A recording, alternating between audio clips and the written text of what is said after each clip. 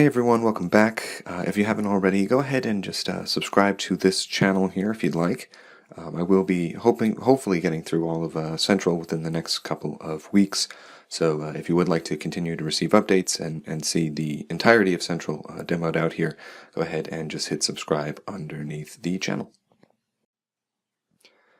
So today's topic is actually a two-part topic. It's going to be managing users within your Central account. So one of the benefits of Central compared to other remote access solutions out there is that you do have the unlimited number of users who can access the computers in your account. So as we do place very strict or potentially granular permissions on any user or group of users, I highly recommend sending over a user invitation to anyone and everyone who will ultimately be using Central within your environment. So to get started with users, we're going to move over to the user section on the left-hand column and select Manage. Here we're brought to a list of existing users and groups, and as well as their statuses. So here you can see active, disabled, or pending, which means that they haven't yet accepted their invitation. Users and user groups are very similar in structure as computers and computer groups. We have the ability to set permission for users on an individual level or as a group. So to best understand the users section, I'm going to go ahead and start with creating user groups before we send out any invitations. To add a new group, click on Add User Group at the top of the page.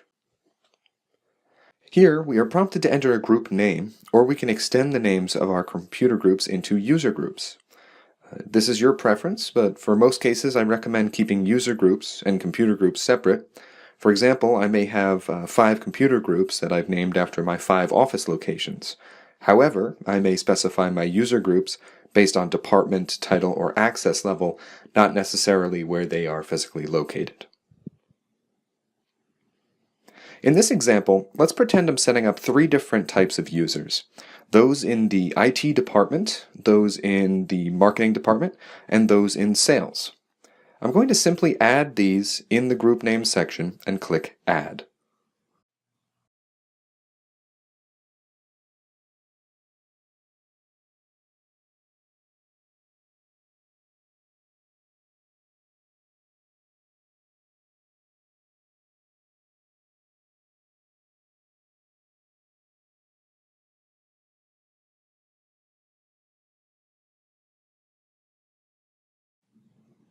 You can now see I've added my 3 user groups based on the department the user works in. I will now specify the permissions the group will apply to any user I invite as part of that group. Let's start with IT. If I click on Edit Permissions next to the group name, I'm brought to the selection page.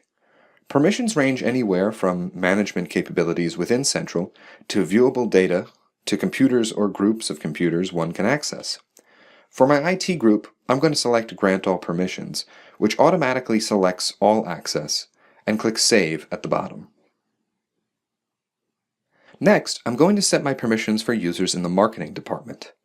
By clicking Edit Permissions next to the marketing group, I will keep Grant All Permissions unchecked and select the ability to run reports through Central, view inventory data, log tickets, and save their credentials. Marketing professionals can access only the Boston computers in the account, but will see a simplified interface when they log in and start a remote control session.